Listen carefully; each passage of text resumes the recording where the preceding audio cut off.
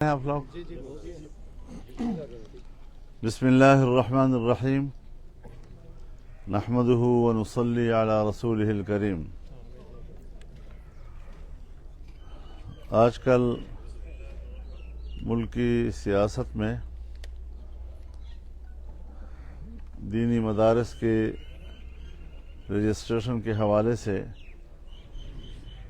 جو بحث چل رہی ہے، اس سلسلے میں کچھ نکات میں وضاحت کے لیے عرض کرنا چاہتا ہوں. سب سے پہلی بات یہ ہے کہ ہماری جو شکایت ہے وہ صرف ایوان صدر سے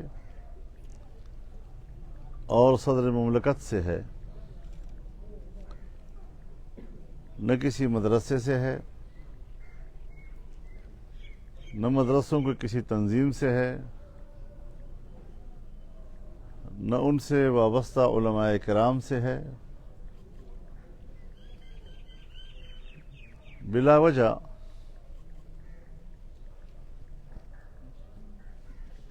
خلط بحث کیا گیا،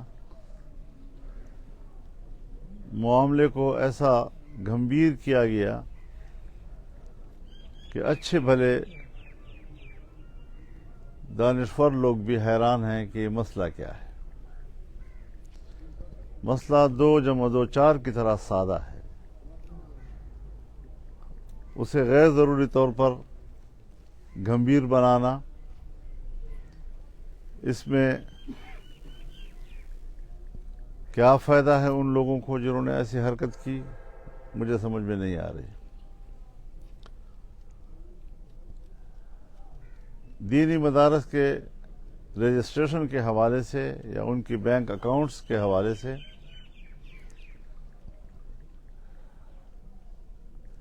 حکومت نے ڈرافٹ تیار کیا. جب 26ویں آئینی ترمیم پر گفتگو چل رہی تھی،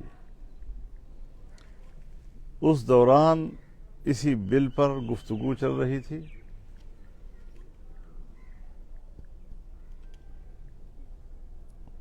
اور ہم نے ڈیمانڈ کیا تھا کہ الیکشن سے پہلے میاں شہباز شریف صاحب کی حکومت میں جو ڈرافٹ اسمبلی میں لایا گیا تھا اور پاس نہیں ہو سکا تھا، اسے بھی پاس کیا جائے. چنانچہ پہلے سینٹ میں آیا اور اتفاق رائے سے پاس کر دیا گیا. اس کے بعد قومی اسمبلی میں آیا اور یہ کارروائی 20 اور 21 اکتوبر کی صبح تک مکمل ہو گئی. جب آئینی ترمیم پر بھی دستخط ہو گئے تو پھر اس بل پر دستخط کیوں روکے گئے؟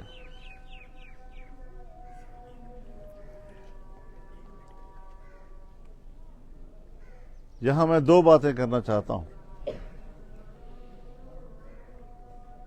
پہلی بات یہ کہ سیاسی جماعتیں، جس میں پاکستان پیپلز پارٹی پارلیمنٹیرین، جس کے سربراہ خود جناب آصف علی زرداری صاحب ہیں، اور پاکستان پیپلز پارٹی کے چیئرمین جناب بلاول بھٹو صاحب، جہاں اسلام آباد میں باتیں ہوتی رہیں، وہاں میں خود بلاول ہاؤس کراچی گیا، وہاں 5 گھنٹے ان سے بات چیت ہوئی. وہاں سے ہم لاہور آئے، رائیونڈ میں میاں نواز شریف صاحب کے گھر پر آصف علی زرداری صاحب کی موجودگی میں، بلاول بھٹو صاحب کی موجودگی میں، میاں شہباز شریف صاحب کی موجودگی میں ہم نے ان تمام چیزوں پر اتفاق رائے کیا.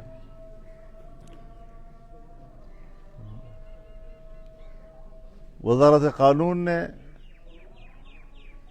اس کا ڈرافٹ تیار کیا اور ہم نے اس ڈرافٹ کو قبول کر لیا.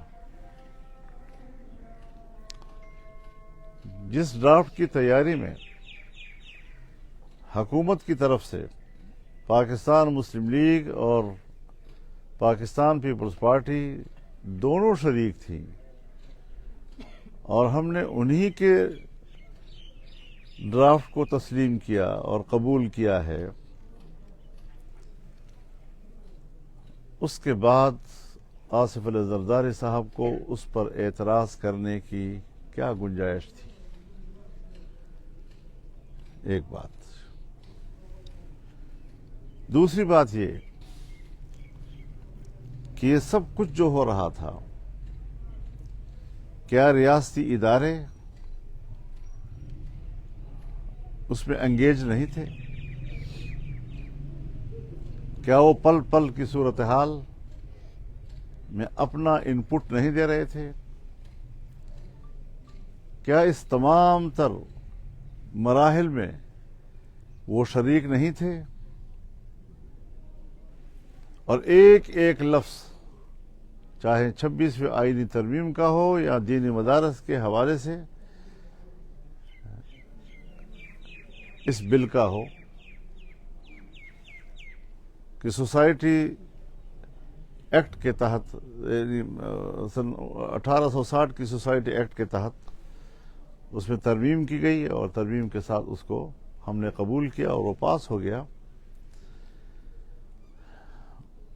اب جن لوگوں نے ہمارے ہی ان علماء کرام کو یا ہماری وہ مدارس کی تنظیمیں جو وزارت تعلیم کے ڈائریکٹریٹ جنرل سے وابستہ رجسٹریشن کر رہے ہیں یا کر چکے ہیں، اس کا سارا نزلہ ہم پر کیوں گر رہا ہے؟ وفاق المدارس اور اتحاد تنظیمات مدارس دینیہ کے ساتھ تنازع کیوں اٹھا رہے ہیں؟ ہمارا تو ان سے جھگڑا ہی نہیں ہے، اور جنہوں نے ڈرافٹ تیار کیا ان کے کہنے پر آ کر وہ شور و غوغا کر رہے ہیں، اور وزارت تعلیم سے وابستہ ہو جائیں یا سوسائٹی ایکٹ سے وابستہ ہو جائیں. یہ نیا سوال اٹھا لیا انہوں نے. الیکشن سے پہلے بھی اگر ڈرافٹ تیار ہوا تھا تو وہ بھی تو سرکار نے بنایا تھا، اور سرکار کے ڈرافٹ کو ہم نے قبول کیا تھا، جس میں ہم نے یہ رعایت ضرور دی ہے اس وقت کہ اگر سوسائٹی ایکٹ سے کوئی وابستہ ہونا چاہے رجسٹریشن کے لیے یا وزارت تعلیم کے ڈائریکٹریٹ جنرل سے وابستہ ہونا چاہے، تو اگرچہ ہمیں تحفظات ہیں کہ مدارس کے نئے وفاق کیوں بنائے گئے، نئی تنظیمیں کیوں سامنے آ گئیں، ان کو کس نے توڑا ہے، کیا مدارس کی ان تنظیموں کو تقسیم کرنے میں اداروں کا ہاتھ نہیں تھا؟ اور جس نے یہ تقسیم کی تھی وہ باقی تمام معاملات میں مجرم تھا، اور اس حوالے سے وہ صحیح تھا اور اس کو تسلسل دے رہا ہے انہوں نے. تو میں تو علماء کرام کی خدمت میں بھی گزارش کروں گا کہ جن لوگوں نے آپ کو بلایا، جنہوں نے آپ کو اکسایا، جن کے اشاروں پر آپ ایک محاذ اٹھا کر، یہی تو ذمہ دار ہے اس ڈرافٹ بنانے کے. آپ کس کے ساتھ لڑ رہے ہیں؟ کس کے ساتھ آپ لڑائی لڑ رہے ہیں؟ ہمارا آپ سے نہ کوئی جھگڑا ہے، نہ ہم آپ کے خلاف فریق ہے. ڈرافٹ بھی انہوں نے بنایا، وہ والا بھی انہوں نے بنایا تھا، سو ہم نے تحفظات کے باوجود قبول کیا. اور یہ بھی انہوں نے بنایا تھا، سو آپ کا کیس ہمارا کیس نہیں ہے. آپ کیوں ہم سے الگ ہوئے؟ آپ نے مدارس کی تنظیم کو کیوں توڑا؟ آپ الگ سے ایک اور بورڈ میں کیوں چلے گئے؟ اور وہ جو ڈائریکٹریٹ جنرل برائے مذہبی تعلیم، یہ تو ایک معاہدے کے تحت ہوا تھا. اور پھر اگر ڈائریکٹریٹ جنرل بنا ہے تو وہ ایگزیکٹو آرڈر سے بنا ہے. کہاں ایگزیکٹو آرڈر، کہاں معاہدے کی ایک تحریر، اور کہاں ایکٹ. سو ہم ایک قانون کے ساتھ وابستہ ہونا چاہتے ہیں. اس ملکی قانون کے ساتھ کہ جس میں بے شمار رفاہی تنظیمیں، این جی اوز، یہاں تک کہ تعلیمی ادارے سن 1860 سے آج تک اسی ایکٹ کے تحت رجسٹر ہوتے رہے ہیں، اور صرف رجسٹریشن کے لیے کچھ یہ وزارت خاص کی گئی تھی. سو پاکستان بننے سے پہلے بھی اسی کے تحت رجسٹریشن ہوتی تھی، پاکستان بننے کے بعد بھی آج تک ہو رہی تھی. آج تک کیوں اعتراض نہیں ہو رہا تھا کہ دینی مدارس تو تعلیمی ادارے ہیں، تو پھر جو دوسرے تعلیمی ادارے ہیں وہ بھی تعلیمی ادارے ہیں، وہ اس سوسائٹی ایکٹ کے تحت کیوں رجسٹرڈ ہیں؟ صرف دینی مدارس کے لیے یہ سوال کیوں پیدا کیا جا رہا ہے؟ اور پھر اگر وہ معاہدہ، ہم معاہدے کی اہمیت کا انکار نہیں کرتے، معاہدہ اپنی جگہ معاہدہ ہوتا ہے، لیکن ایکٹ کا مقابلہ نہیں کر سکتا. آج تم ایکٹ لائے ہو، ایکٹ میں آپ ترمیم لائے ہیں، اس کو ہم نے قبول کیا ہے، اور وہ جو معاہدہ تھا اس کو آپ نے توڑا ہے.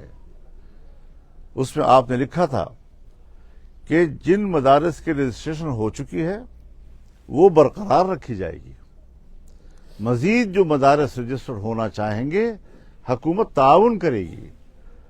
اس میں لکھا ہے کہ تمام مدارس کے اکاؤنٹس، بینک اکاؤنٹس کھول دیے جائیں گے. اس میں لکھا ہے کہ تمام جو بیرون ملک طلباء ہیں اور پاکستان میں پڑھنا چاہتے ہیں ان کو 9 سال کا ویزا دیا جائے گا. ہمیں بتائیں نا، اتحاد تنظیمات مدارس دینیہ کے ساتھ وابستہ کسی ایک مدرسے کی بینک اکاؤنٹ کھلا ہے؟ کسی ایک مدرسے کی رجسٹریشن ہوئی ہے؟ کسی ایک مدرسے کے لیے بیرون طالب علم کو ایک ویزا دیا گیا ہے؟ 3 شقیں ہیں اس کی، اور تینوں کی خلاف ورزی اب تک ایسی ہوئی ہے کہ آدمی حیران ہوتا ہے کہ مجرم وہ، اور بڑی ہوشیاری کے ساتھ ہمیں کہہ دیا گیا. کیا آپ تو غلطی کر رہے ہیں؟ سو میں واضح طور پر کہنا چاہتا ہوں کہ ہم نے کوئی غلطی نہیں کی. ہمارا ذمہ دار ایوان صدر ہے. ایوان صدر کے بارے میں وضاحت کر دینا چاہتا ہوں. ہمارے پاس پورا ریکارڈ موجود ہے، ہم دستاویزی بات کرتے ہیں. کیا صدر مملکت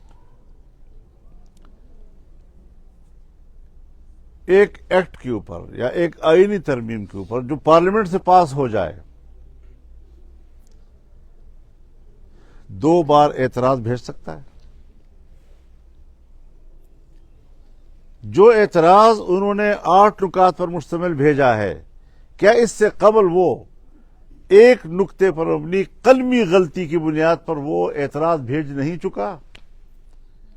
کیا رولز کے تحت اس کو دوبارہ اعتراض پارلیمنٹ میں بھیجنے کا آئینی قانونی حق ہے؟ ایک اعتراض اس سے قبل وہ بھیج چکا ہے، اور اسپیکر صاحب نے اس کی اصلاح کر کے اس پر دستخط کر کے واپس کیے ہیں. چیئرمین سینٹ جو قائم مقام تھے اس وقت، انہوں نے اس پر اصلاح کر کے اس پہ دستخط کر کے ایوان صدر کو واپس بھیجے ہیں. پھر اس کے بعد اس پر دستخط کیوں نہیں کیے جا رہے؟ اور اگر 10 دن تک اس پہ دستخط نہیں ہوتے تو کیا وہ خود بخود ایکٹ نہیں بن جاتا؟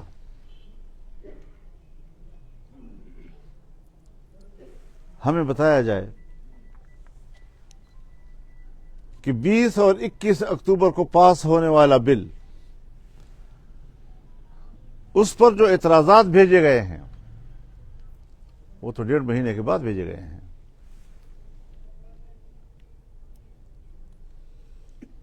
اب کیا ایوان صدر اور پارلیمنٹ یا ایوان صدر یا لا منسٹری، اس میں تو جو چیزیں جاتی رہتی ہیں وہ تو چند منٹوں میں پہنچ جاتی ہیں. ڈسپیچ فوراً چلا جاتا ہے. 1.5 مہینے تک کس ڈاک میں پڑا رہا؟ بیک ڈیٹ میں آپ اس پہ دستخط کر لیں تو آپ جھوٹ چھپا سکیں گے پھر؟ لہذا ہمارا دعویٰ ہے کہ ایکٹ بن چکا ہے. صدر نے ایک اعتراض بھیج دیا ہے، اس کے بعد اگر اس نے آئینی مدت کے اندر اس پر دستخط نہیں کیے تو حکومت نوٹیفیکیشن جاری کرتے ہیں اس کا گزٹ کرنے کی جی. اور صدر عارف علوی انہوں نے جو دستخط نہیں کیے تو کیا اس وقت حکومت نے اس پر باقاعدہ نوٹیفیکیشن نہیں کیا؟ اس ایکٹ کا گزٹ نہیں کیا انہوں نے؟ یہ کیا چیزیں ہیں جو ریاستی ادارے، حکمران، ذمہ دار لوگ ملک کو بحرانوں کی طرف دھکیلتے ہیں. ہم نے تو اپنے آپ کو قانون کے حوالے کرنے کی کوشش کی ہے. ہم تو ملک میں جو بھی کام کرنا چاہتے ہیں ایک ایکٹ کے تحت کرنا چاہتے ہیں. کسی معاہدوں کے محتاج ہم کیوں ہوں؟ اور پھر بنایا بھی حکومت نے ہے، اور ان علماء کو برانگیختہ بھی حکومت والے کر رہے ہیں. بنایا بھی ادارے کے لوگوں نے ہے، اور ان علماء کرام اور تنظیموں کو برانگیختہ بھی یہی لوگ کر رہے ہیں، اور یہ ان کے کہنے پر برانگیختہ ہو بھی جاتے ہیں. اس سادگی پہ کیا کروں میں جی؟ لہذا ہماری پوزیشن بالکل واضح ہے، 2+2=4 کی طرح. اور ہم سمجھتے ہیں کہ ایکٹ پاس ہو چکا ہے، اس کا نوٹیفیکیشن فوراً ہونا چاہیے. اور میری تجویز ہوگی اتحاد مدارس دینیہ کو بھی، جس کا اجلاس 16 دسمبر کو ہو رہا ہے، کہ اس پر ہمیں اگر کورٹ کو بھی رجوع کرنا پڑے تو ہم جائیں گے ان کے ساتھ. ہمیں جانا چاہیے. لیکن میں فیصلہ اس لیے نہیں کر رہا اس وقت کہ ایک اجلاس آلریڈی بلایا جا چکا ہے، تو ان کی مشاورت سے ہی ساری باتیں ہونی چاہیے. لیکن میں یہ موقف واضح کرنا چاہتا تھا کہ تنازع کسی اور جگہ پر ہے، شور کہیں اور مچ رہا ہے. وہ ہم دکم جائے اور ڈب دکم جائے. لہذا اس چیز کو کلیئر ہونا چاہیے. بلا وجہ یہ مسئلے پیدا کرنا کہ مدارس تو تعلیمی ادارے ہیں، تو تعلیمی اداروں کو تو وزارت تعلیم کے ساتھ تو کتنے تعلیمی ادارے ہیں جو آپ کے ملک میں ہیں، اور اس ساتھ کیوں نہیں ہو رہا؟ اور آج تک کیوں نہیں ہوتا رہا اس کے اوپر؟ ایک وزارت بنائی ہی اسی لیے گئی تھی، اس کی ذمہ داری یہ قرار دے دی گئی تھی کہ جتنے بھی پرائیویٹ ادارے رجسٹرڈ ہوں گے وہ آپ کی وزارت کے تحت ہوں گے. انہوں نے ڈائریکٹریٹ نہیں بنایا ہمارے لیے. ڈائریکٹریٹ بنانا مدارس کے اندر مداخلت، اور مدارس آزاد رہنا چاہتی ہیں. کیونکہ ہم نے تجربہ کیا ہے پاکستان کی تاریخ میں کہ جتنے مدارس میں اگر حکومت نے مداخلت کی ہے یا حکومت نے اپنی تحویل میں لیا ہے، آج وہ مدرسہ نہیں رہا ہے. سندھ میں 2 مدرسے ہیں، آج وہ اسکول ہیں اور کالج ہیں. بہاولپور کا آج وہ اسلامیہ کالج بن گیا، جس میں کسی زمانے میں بڑے بڑے علماء کرام حدیث و قرآن پڑھایا کرتے تھے. پشاور کا دارالعلوم الاسلامیہ کے بعد اسلامیہ کالج بن گیا، آج وہ ایک اسلامیہ کالج ہے عام کالجوں کی طرح. کہاں گیا دینی تعلیم وہاں پر؟ تو سرکار نے تو جو ادارے اپنے ہاتھ میں لیے اپنے ان کے زیر اثر تھے، اس میں دینی علوم ختم کر دیے تھے جو جاری بھی تھے پہلے جی. اب ہم اس پہ اعتماد کریں تو مدارس پہ جس طرح وہ مداخلت کے راستے ڈھونڈ رہے ہیں اور کسی اس میں گھسنے کی کوشش کر رہے ہیں. لہٰذا اگر ہمیں آپ کوئی معاہدے یاد دلانا چاہتے ہیں تو یہ جو ابھی معاہدہ ہوا جس میں 26ویں ترمیم پاس ہوئی ہے، اس میں یہ بھی شامل ہے. تو سب سے بڑی مخالفت تو آپ کر رہے ہیں، ایکٹ کی مخالفت کر رہے ہیں، آپ ترمیم کی مخالفت کر رہے ہیں، پارلیمنٹ کی مخالفت کر رہے ہیں. اور جو پارٹیاں اس کی تدوین میں ہمارے ساتھ موجود تھیں وہ کیا بہانہ بنائیں گی؟ اور جو ادارے اس میں انپٹ دے رہے تھے اور ہمارے ساتھ انگیج تھے اس حوالے سے، وہ کیا جواب دیں گے ہمیں؟ تو کب تم پر یہ راز کھلا؟ انکار سے پہلے یا کے بعد؟ ذرا اپنے سے سوال کریں یہ لوگ. اور ہمارے علماء کرام بھی ذرا تھوڑا سا دانشمندی کا مظاہرہ کریں کہ جنہوں نے بل بنایا ہے وہی آپ کو اکسا رہے ہیں اور اس کو متنازع بنانے کے لیے ابھار رہے ہیں آپ کو.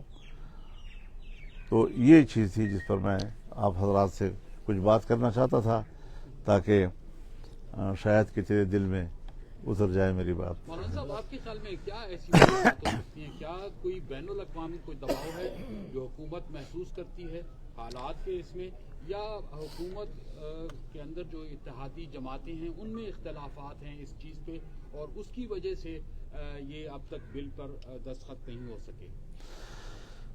اگر بالفرض میں مان بھی لوں تو پھر ایک آزاد و خود مختار مملکت اور اس کی پارلیمنٹ کہاں گئی؟ تو اس لیے ہم تو، اور ابھی چند دن ہوئے ایک قرارداد اسی قومی اسمبلی نے پاس کی، جب حکومت نے بھی نہیں کیا، امریکی کانگریس میں یا ان کی پارلیمنٹ میں ایک قرارداد آئی تو ہماری ہی پارلیمنٹ نے قرارداد پاس کی کہ امریکہ کو ہمارے معاملات میں مداخلت کرنے کا کوئی حق حاصل نہیں ہے۔ تو پی ٹی آئی کے لیے تو کوئی حق حاصل نہیں ہے کہ دینی مدارس کے لیے حق حاصل ہے ان کو، یہ بھی ذرا سوچنا چاہیے نا۔ سعودی عربیہ بھی ہو سکتا ہے؟ نہیں، سعودی عرب اس میں نہیں ہے۔ مدارس کے دو الگ الگ، ایک آپ کا اپنا موقف ہے، ایک ادھر مدارس جو تنظیمات ہیں ان کا بھی ہے، تو کیا آپ لوگوں نے کوئی موقف نہیں ہے ان کا، تعلق تنظیمات مدارس سے ہے ہی نہیں۔ مذاکرات میں ہم ہی تھے اور گورنمنٹ نے بھیجا ہے، تو جب گورنمنٹ نے بھیجا ہم نے قبول کیا ہے نا، تو پہلے والا بھی ہم نے قبول کیا، گورنمنٹ نے بنایا، تو گورنمنٹ پر ان کو اس وقت اعتراض کیوں نہیں تھا جب یہ بل اسمبلی میں آ رہا تھا؟ کوئی خفیہ تو نہیں تھا؟ جب آ گیا اور پاس ہو گیا اس وقت ان کو اعتراض کیوں نہیں تھا؟ یہ 2 مہینے کے بعد کہاں سے آنکھ کھل گئی ان کی؟ بات تو یہ ہے نا، کسی نے اٹھایا ہے نا، اعتراض نہیں ہے ان کو جی، لیکن کسی نے اٹھا لیا ہے۔ اگر ان کی وہاں رجسٹریشن ہوئی ہے یا وہ کر رہے ہیں، وہ تو ویسے بھی ایکٹ نہیں ہے۔ جب ایکٹ ہی نہیں ہے وہ، اور ایک ایگزیکٹو آرڈر کے تحت انہوں نے ایک وہ بنا لیا ہے، یہ ضابطہ اخلاق نہیں، یہ بورڈ جو بنایا ہے انہوں نے تعلیمی مدارس کے لیے جی، تو ڈائریکٹریٹ جنرل جو بنایا ہے، تو یہ ڈائریکٹریٹ جنرل تو ایگزیکٹو آرڈر کے تحت ہے۔ تو اگر وہ وہاں پر رجسٹر ہوئے، ہم نے کم اعتراض کیا ان کے اوپر، اور وہ ایگزیکٹو آرڈر اس سے کم متاثر ہوگا، اس کے لیے اپنے طریقہ کار ڈھونڈے، حکومت اگر ڈھونڈ سکتی ہے، لیکن قانون اور پارلیمنٹ کی توہین کیوں کر رہے ہیں؟ ایک سنجیدہ مذاکرات کے نتیجے میں 1 مہینے تک مذاکرات ہوتے ہوتے یہ چیزیں حل ہوئی ہیں۔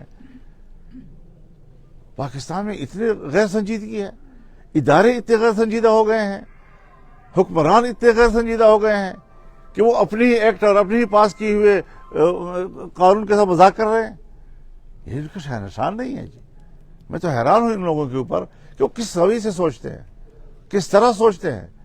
مذاق اڑا رہے ہیں جی، اپنا بھی مذاق اڑا رہے ہیں، ملک کا بھی مذاق اڑا رہے ہیں، پارلیمنٹ کا بھی مذاق اڑا رہے ہیں، آئین کا بھی مذاق اڑا رہے ہیں، قانون کا بھی مذاق اڑا رہے ہیں، اور ہمارا بھی مذاق اڑا رہے ہیں۔ تو اس کیا صورتحال بنے گی اگر حکومت اسی طرح سے اپنا رویہ رکھتی ہے اور وہ یہ بل عدالت کا آپ رستہ بتا رہے ہیں، اس کے علاوہ کیا لائحہ عمل ہو سکتا ہے؟ لائحہ عمل تو دیکھیے ہم نے طے کر لیا تھا کہ ہم پھر اس پر مظاہرہ کریں گے، پورے ملک میں احتجاج مظاہرے چلیں گے، اسلام آباد جانا بھی اس میں شامل ہوگا، اور ایک بھرپور قوت کے ساتھ پھر ظاہر ہے کہ ہم نے عوام کی طرف جانا ہے۔ جب سرکار جو ہے وہ اس طرح کے ہتھ کنڈے استعمال کرے گی تو پھر ہمارے پاس سوائے عوام کی طرف جانے کا کیا راستہ رہ گیا؟ سآوی الی رکن شدید۔ جو کہتے ہیں مدارس کے رجسٹریشن کے حوالے سے کہ مولانا صاحب کے ساتھ ہماری جو ہے کمٹمنٹ ہوئی ہے وہ ہم پوری کریں گے، ہر صورت، تو وہ کون سی کمٹمنٹ ہوئی ہے؟ کوئی یہی تھی جو میں آپ کے ابھی 1 گھنٹہ میں نے تقریر کی، یہی تو تھی۔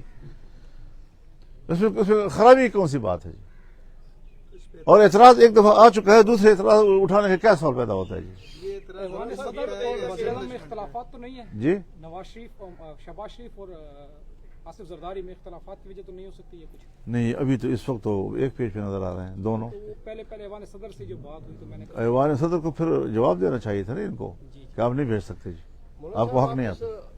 بل کی راہ میں حائل جو رکاوٹ ہے، سب سے بڑی رکاوٹ جو اسے قرار دے رہے ہیں وہ ایوان صدر کو قرار دے رہے ہیں، جبکہ حکومت بھی ہے اس میں اور ریاستی ادارے بھی ہیں، تو کیا وہ بری الزمہ ہے؟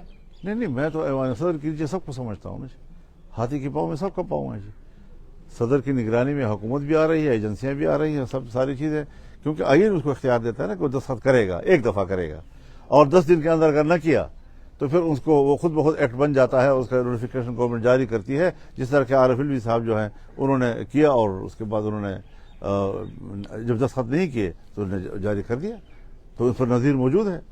مولانا صاحب، دیگر مذہبی جماعتوں نے بھی اعلان کر دیا ہے کہ وہ اس ایکٹ کے اگینسٹ جو ہے دمادم مست قلندر کرنے جا رہے ہیں، اور روڈوں کس نے کیا ہے؟ ٹی ایل پی کا سن رہے ہیں کہ نہیں، انہوں نے اعلان کر دیا، کوئی اعلان نہیں ہوا جی۔ سپورٹ میں آپ لوگوں کی کہ ہم مشترکہ طور پر میں عرض کر رہا ہوں جی کہ تمام مکاتب فکر نے मुकम्मल तौर पर तंजीमात मदारिस दीनिया और हमारे मौक़िफ़ की हिमायत की है, और भरपूर तौर पर हमें हमजहत हिमायत हासिल है। जिन लोगों को उन्होंने बुलाया था उनके अपने घरों से आवाज़ें उठने लग गईं कि हमारी तरफ ये बात मंसूब न की जाए। ख़त्म हो गई बात। आपका टारगेट भी डी चौक होगा? जी, आपका टारगेट भी डी चौक होगा? ये छोटा सवाल है जी, ज़रा बड़ा सवाल करें। आप सीनियर आदमी हैं जी, ये आप सीनियर आदमी हैं। हुकूमत और तहरीक इंसाफ के मुज़ाकरात हो रहे हैं, इस तरह जी जी। बातचीत चल रही है, एक कमेटी भी तश्कील दे दी है तहरीक इंसाफ की तरफ से, तो आपका भी इसमें कोई किरदार? बातचीत तो अच्छी चीज़ है, बातचीत का तो हम इनकार नहीं कर रहे हैं। हमने भी बातचीत ही के जरिए मामला तय किए। अगर पीटीआई और गवर्नमेंट के दरमियान बातचीत होती है और मुज़ाकरात से कोई चीज़ें सेटल हो जाती हैं, हम तो इसमें हायल नहीं हैं, हम तो खुद मुज़ाकरात के कायल लोग हैं। मौलाना साहब, जनरल फैज़ हमीद के बारे में आप क्या फरमा रहे हैं? जनरल फैज़ हमीद एक फ़ौजी आदमी है, रिटायर्ड ISI का सरबराह रहा है। और बताओ क्या उसके बताओ। खिलाफ जो कुछ चल रहा है, क्या वो सियासी इमरान खान के लिए रास्ता हमवार करने की कोशिश की जा रही है? इससे मेरा कोई ताल्लुक नहीं है। मैं ना अदालत के मामले में, फिर तो मिलिट्री अदालत में क्यों मुदाखलत करूं। पीटीआई के एहतजाज के बारे में आप क्या कहते हैं? न मानू वाली पॉलिसी पर चल रहे हैं। भाई आप तो अभी सवाल कर चुके हैं ना जी, क्यों मुज़ाकरात कर रहे हैं, तो अच्छी बात है ना, मुज़ाकरात तो ठीक। आपकी पेश रफ्त जो है ना पीटीआई के साथ, उसकी क़यादत के साथ बड़ी नुमाया नजर आई है, तो KPK के वज़ीर आला आप पे बड़ी कड़ी तनकीद करते हैं, इसके बारे में क्या कहें?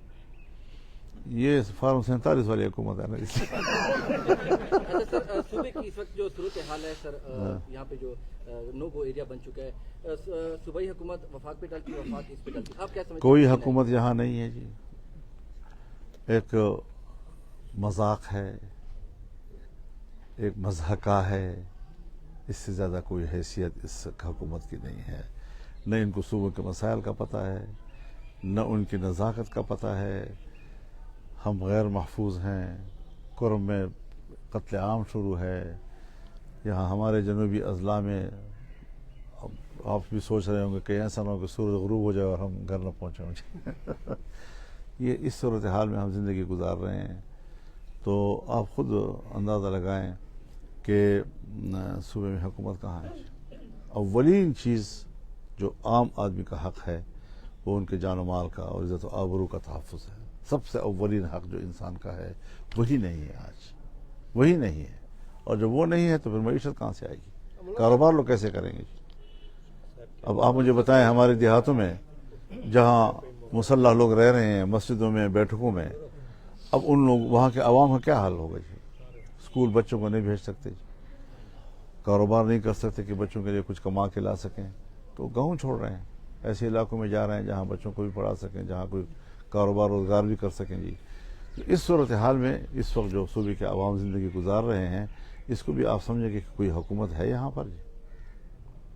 एक मज़ा का किस्म की चीज़ है, बस भुगत रहे हैं। कुर्रम में जो सूरत हाल बनी हुई है, वहाँ पे तो अब हुकूमत के बाद जो एजेंसीज हैं, इदारे हैं, उनकी नाकामी के बाद जिरगे भी नाकाम हो रहे हैं और वहाँ पे अमन नहीं लाया जा पा रहा। लोगों के पास ज़्यादा राह नहीं है, खाने पीने को नहीं है। हुकूमतें इस चीज़ में भी नाकाम नज़र आती हैं, तो उसमें आपका क्या किरदार बनता है? मैं सिर्फ इतना आपको अर्ज़ कर दूं कि दोनों तरफ से इंतहाई अहम शख्सियात मेरे पास आई हैं। हमने अपने दोस्तों के साथ, अपनी पार्टी के ज़िम्मेदारान के साथ इब्तिदाई मुशावरत की, लेकिन हमारी इस मुशावरत में जो कुछ तरीक़ाकार या मंसूबा तश्कील दिया गया, उसमें अगले ही रोज़ ऐसे वाक़यात हो गए और मुसलसल 1 हफ़्ते 10 दिन तक इंतहाई तल्ख़ वाक़यात होते रहे। तो ज़ाहिर है कि गर्मी के माहौल में तो आदमी वहाँ जाकर सिर्फ सीज़ फायर ही अगर कोई हिम्मत हो तो कर सके, लेकिन मामले के असल मसले पे हाथ डालना ज़रा मुश्किल हो जाता है। तो हमने अपने इरादा तर्क नहीं किया, लेकिन हम दोस्तों के साथ राब्ते में हैं और इंशाअल्लाह अज़ीज़ हमारी कोशिश होगी कि हम उसमें जाएं, अपना किरदार अदा करें जो हमारे बस में है। मौलाना صاحب میرا کوشچن یہ ہے کہ آپ نے جیسے ابھی فرمایا کہ ہم احتجاج کریں گے، تو اگر حکومت طاقت کا استعمال کرتی ہے تو اگلا لائے عمل کیا ہوگا؟ ایک سوال یہ، اور دوسرا KPK میں امن و امان کے آپ حوالے ایک سوال کیوں نہیں پوچھیں کہ مرنے کے بعد کیا کرو گے؟ سر اس کے بعد کیا ہوگا؟ اس کے بعد کیا ہوگا؟ جانے دو، ہمیں سفر کرنے دو. گزشتہ دنوں سکھر جلسے میں آپ نے ایک مخصوص ادارے پہ کھلے اور دبے لفظوں میں بڑی شدید تنقید کی ہے. یا کھلے کا ہو یا دبے کا ہو. سر میرا سوال پورا ہوگا. عام لوگوں میں یہی تصور ہے کہ مولانا صاحب جب حکومت کا حصہ ہوتے ہیں تو فوج کا کردار قابل تعریف ہوتا ہے، اور جب مولانا صاحب حکومت سے باہر ہوتے ہیں، اپوزیشن میں ہوتے ہیں، تو مولانا صاحب جو ہے نا وہ تھوڑا سا... میرے بھائی، یہ ہماری ہی خصوصیت ہے، اور شاید ہم اس معاملے میں ممتاز ہوں تمام دوسری جماعتوں سے، کہ اگر ہماری رائے، ہمارے منشور، ہمارے نظریے سے ہٹ کر ہماری اتحادی حکومت بھی کوئی اقدام کرتی ہے تو ہم نے ان کی بھی مخالفت کی ہے. آپ جانتے ہیں جب آصف علی زرداری اور جنرل کیانی اس زمانے میں یہ آپریشنز کا آغاز کر رہے تھے اور اس کے لیے فیصلے کر رہے تھے، سوات سے لے کر باجوڑ اور ان علاقوں میں، تو ہم نے کہا تھا کہ آپ غلط کر رہے ہیں، جو بھی ہے، لیکن اس سے کبھی بھی امن نہیں آئے گا جو آپ طریقہ کار اپنا رہے ہیں. اور وہ حکمت عملی جو ہے آج آپ دیکھ رہے ہیں، اس وقت آپ کے سامنے ہے. 20-22 سالوں کے بعد، آپ کے 10-15 سالوں کے بعد آپ کے سامنے ہے ساری صورتحال. جی پھر نواز شریف صاحب کی حکومت میں ہم تھے، انضمام کا مسئلہ ہوا فاٹے کا، ہم حکومت میں تھے، ہم نے اختلاف رائے کیا، ڈٹ کر اختلاف رائے کیا، اور ایسا اختلاف رائے کیا کہ پیپلز پارٹی کے زمانے میں تو ان کو ان کیمرہ اجلاس بلانا پڑا، جس میں جنرل صاحب آئے اور انہوں نے بڑی 3-4 دن تک ہمیں بریفنگ دیتے رہے، اور ہم نے اس کے مقابلے میں، میں نے تقریر کی ہے اس کے مقابلے میں، ہم حکومت میں تھے. اور اس کی حکومت میں، نواز شریف کی حکومت میں ہم سب سے فرنٹ لائن پر آئے. یہ ابھی جو نواز شہباز شریف صاحب کی حکومت تھی، جس میں ہماری وزارتیں تھیں، اور انہوں نے ریکوڈیک کے مسئلے پر ایک قانون سازی کی کوشش کی تو ہم نے مخالفت کی، ہم نے کبھی نہ تھے واک آؤٹ کیا. تو ایسی سوال ہمارے بارے میں نہ کریں، کسی اور کے بارے میں کریں. مولانا صاحب، میڈیا کے حوالے سے ایک کوشچن ہے کہ اس وقت وزیر اعلیٰ خیبر پختونخوا سے جتنی بھی میڈیا ٹاکس ہو رہی ہیں تو صحافیوں کو جو ہے سوال کرنے سے روک دیا جاتا ہے. وجہ یہ ہے کہ آپ تنقید کرتے ہیں، تو کیا ایک سیاست دان کا یہ رویہ اس طریقے سے درست ہے صحافیوں کے ساتھ؟ کیا وزیر اعلیٰ کے حوالے سے کوشچن ہے سر کہ میڈیا ٹاکس کے اندر جو ہے صحافیوں کو روکا جاتا ہے اور سوال نہیں کرنے دیا جاتا. وجہ یہ ہے کہ آپ لوگ جو ہے مجھ پہ تنقید کرتے ہیں، تو کیا ایک سیاست دان کا جو رویہ ہے اس طریقے سے وہ درست ہے سر؟ آپ نے تبصرہ کر لیا، میرے تبصرے کی کیا ضرورت ہے؟ اس لیول پر میں کوشش کرتا ہوں کہ میں اس لیول پہ نہ ہوں. دینی طور پہ، دنیاوی طور پہ انسانی حقوق کی بات کرتے رہتے ہیں اکثر، اور پارلیمنٹ میں بھی آپ اس حوالے سے آواز بھی بلند کرتے ہیں. ابھی جو آپ کا یہ دینی مدارس یہ بھی اس سلسلے کی ایک کڑی ہے. تو پی کا ایکٹ جو ہے یہ بھی نافذ کیا گیا، یہ بھی تو انسانی حقوق سمجھ لیں، یا آزادی تقریر یا تحریر کی بھی، اس کو بھی پابند کرنے کی سازش ہے. اس پر آپ کیا کہیں؟ دیکھیے مول صاحب، میں ظاہر جی کے ایک پارٹی کو نمائندگی کر رہا ہوں، اور کسی بھی محکمے سے وابستہ یا کسی بھی ادارے سے وابستہ ملازمین نے یا ان سے متعلق افسران نے یا جو بھی متاثرہ لوگ ہوتے ہیں، تو وہ پھر ہمارے پاس اپنا معاملہ لاتے ہیں، اور اگر وہ ہم سے تعاون مانگتے ہیں تو ہم نے ہر ایک کو اپنا تعاون دیا ہے. لیکن یہ ہے کہ اب وہ وکیل بلا توکیل تو نہیں بن سکتے ہم. اگر اس ادارے کے لوگ آتے ہیں، ہم سے بات کرتے ہیں اور ہمیں کہتے ہیں کہ ہمارے ساتھ زیادتی ہو رہی ہے، ہم بالکل ساتھ دیں گے. لیکن ابھی تک کوئی ہمارے پاس ایسا بہت نہیں آیا کہ وہ ہمیں آگاہ کر سکے.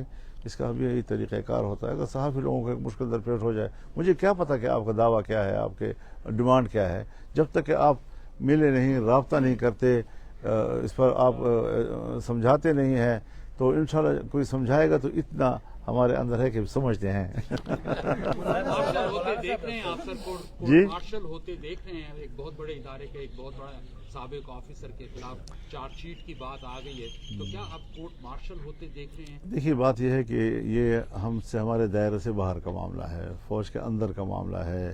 اسی لیے تو ان کے اندر کے اپنے کورٹس اپنے معاملات کورٹ سنتی نے تو ہیں. اپنا معاملہ باہر میڈیا کے سامنے پیش کر دیا. اتنی بڑی بڑی پریس کانفرنسیں ہو گئی. اب تو سیاستدانوں نے اپنا کردار ادا کرنا ہے, عوام نے اپنا یا خواہش کا اظہار کرنا ہے, یا اس کے لیے لیکن میں حضرت میں اصول کا پیروکار ہوں, اس طرح کے ہڑ دوڑ کا پیروکار نہیں ہوتا میں کہ لوگوں نے کہنا شروع کر دیا تو لوگوں نے کہنا شروع کر دیا تو کرنے دو, لیکن ہم ملٹری کوڈ کے حوالے سے کوئی تبصرہ نہیں کر سکتے. مولانا صاحب, سوشل میڈیا پر سیاسی عدم برداشت اور نفرت پر مبنی پروپیگنڈے کا ذمہ دار آپ کس کو سمجھتے ہیں, اور آپ اس کا حل کیا دیکھتے ہیں؟ دیکھیے, اس میں تو کوئی شک نہیں کہ سوشل میڈیا ایک شتر بے مہار ہے, اور یہ تو ایک آلہ ہے. اس کو آپ اچھائی کے لیے استعمال کریں, اس کو آپ برائی کے لیے استعمال کریں, دونوں پہلو آزاد ہیں, لیکن زیادہ تر یہ برائیوں کے لیے زیادہ استعمال ہو رہا ہے. اور بے ہنگم قسم کی, جس طرح ہمارے علاقوں میں شام کو دوست اکٹھے ہوتے ہیں ایک بیٹھک میں, اور وہ جب بیٹھتے ہیں تو وہ آزاد ہوتے ہیں, جس طرح کی بھی کمنٹس چاہیں کر لیتے ہیں جی آپس میں جی. اب وہ ایک خاص بیٹھک کی جو مجلسیں ہماری ہوتی ہیں اور اس میں ہم کمنٹس کرتے ہیں, وہ بین الاقوامی بیٹھک بن گئی. اب بین الاقوامی بیٹھک میں وہی زبان. تو میں تو زبان اور الفاظ کے استعمال میں اس قسم کے کمنٹس جو ہم دیکھتے ہیں, انتہائی مجھے افسوس ہوتا ہے کہ ہماری نوجوان نسل کا کدھر جا رہی ہے. ان کو بہرحال اچھی تعلیم دینے کی ضرورت ہے. تہذیب اور وقار وہ لازمی امر ہے. انسان اگر انسان ہے تو صرف تعلیم کی وجہ سے نہیں ہے, بلکہ اپنے تہذیب, اخلاق, اقدار, وقار کے بھی ان کو حاجت ہوتی ہے. مولانا صاحب, ایک کل کابل میں جو بلاسٹ ہوا ہے جس میں خلیل الرحمان حقانی جو حقانی فیملی کے سینئر لیڈر وہ جمباک ہوئے ہیں, اس میں تو اس ٹائپ کے واقعات ہو رہے ہیں وہاں پہ. اور جو ہمارے سب کا قبائلی اضلاع ہے یہاں پہ بھی امن و امان کے حالات کا آپ کو پتہ ہے, تو وہاں پہ جو یہ سچویشن یا اس ٹائپ بڑے واقعات ہوتے ہیں تو میں پورے درد دل کے ساتھ خلیل الرحمان حقانی صاحب کی شہادت پر تعزیت کرتا ہوں پورے امارت اسلامیہ سے اور پوری ملت افغان سے.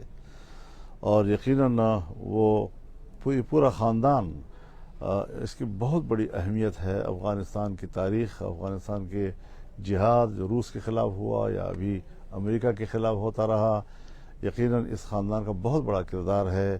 مولانا جلال الدین حقانی صاحب, ان کی جو جہادی جذبہ تھا اور اس حوالے سے جو ان کی صلاحیتیں تھیں, ان کی جو خود اعتمادی تھی, ان کی جرت تھی, وہ یقیناً تاریخ میں ثبت ہوگی. اس کا کوئی انکار نہیں کر سکے گا. ان کی رائے سے کوئی اختلاف کر سکتا ہے, یہ تو ہر ایک کا حق ہے, لیکن بہرحال اس خاندان نے بہت بڑی قربانیاں دی ہیں, بڑی جدوجہد کی ہے. اور مولانا خلیل الرحمان حقانی صاحب کی شہادت پر یقیناً دل افسردہ ہوا ہے, لیکن بس ہے دنیا میں ابھی یہ ساری چیزیں چل رہی ہیں, کہاں پر کچھ نہیں ہوا اور کیا کچھ نہیں ہو رہا. اسماعیل ہنیہ کو ایران میں شہید کر دیا گیا, حسن نصر اللہ کو, پھر اس کے بعد دوسرے جو لیڈر آئے حماس کے یحییٰ سنوار, ان کو شہید کر دیا گیا. تو اتنے بڑے بڑے واقعات دنیا میں, بڑے بڑی شخصیات نشانہ بن رہی ہیں اس سارے صورتحال کی. تو یہ تشویشناک صورتحال تو پوری دنیا میں ہے. اسرائیل جس طریقے سے ریاستی دہشت گردی کر رہا ہے, کیوں سے لڑو, آپ عام آدمی کے اوپر بمباری کیوں کر رہے ہیں؟ 50,000 سے زیادہ لوگ آپ نے شہید کر دیے, 75% اس میں چھوٹے بچے ہیں اور خواتین ہیں, اور امریکہ اس کی حمایت کر رہا ہے, برطانیہ اس کی حمایت کر رہا ہے. اور یہ انسانی حقوق کی بات کیسے کریں گے؟ ان کو حق کیا پہنچے گا کہ آئندہ وہ انسانی حقوق کی بات کرتے ہیں؟ وہاں 50,000 لوگ شہید ہو گئے اور ان کو یہ تکلیف پڑی ہوئی ہے کہ افغانستان میں بچوں کی تعلیم پر کیوں پابندی, اس کو مطلب بنایا ہوا ہے انہوں نے. تو وہ افغانستان ہے, ان کو اپنے اختیار سے چلنے دو, ان کو حکومت کو تسلیم کیا جائے, وہ حکومت ہے اب, اور ان کے ساتھ معاملات کیے جائیں. اب اگر رشیا وہ سرمایہ کاری کر رہا ہے, اگر چائنا کر رہا ہے, تو دنیا کی 2 بڑی قوتیں جو ہیں ان کے ساتھ انگیج ہو چکی ہیں, اور اس کے باوجود بھی مغرب اور امریکہ بس وہ نہ اقوام متحدہ کی قراردادیں وہ مان رہے ہیں, نہ عالم عدالت انصاف کے فیصلے مان رہے ہیں, اب جرت کے ساتھ ان کو مسرت کر رہے ہیں. تو یہ چیزیں جو ہیں, پھر اگر قانون جو ہے وہ سب کے لیے ہے اور پھر کچھ قوتیں جو ہیں اس سے باوراء ہو جاتی ہیں, تو انصاف ختم ہو جاتا ہے, پھر امن کیسے آئے گا جی؟ مولانا صاحب, شام کی بھی آپ نے انٹرنیشنل ایشو چھوڑا ہے, شروع کیا ہے, تو اس سے शाम की जो सिचुएशन है, क्या नया अफगानिस्तान बनता हुआ नजर आ रहा है? क्या और ये क्या मकामी इशू है या इसके पीछे बैनुल अक़वामी कुव्वतें हैं? अभी इस पर कोई हतमी राय देना मुनासिब नहीं है, लेकिन बाहर बड़ी तब्दीली है अरब मुल्कों में। इराक के बाद फिर लीबिया के बाद अभी शाम में इसको एक बड़ी तब्दीली से ताबीर किया जाएगा। लेकिन यह है कि अब मज़ीद आगे क्या होता है, चूँकि हमारा तो वहाँ कोई राब्ता नहीं है कि हम फौरी तौर पर इस पर कोई हतमी राय दे सकें, लेकिन नज़र है उसके ऊपर। देखते हैं आगे क्या सूरत हाल होती है। हमारी तमन्ना ये होगी कि वहाँ एक मुस्तहकम हुकूमत हो और वो भी हमारी मुसलमान भाई हैं, वहाँ भी अमन व अमान रहे और इस्तेहकाम आए। बहुत शुक्रिया।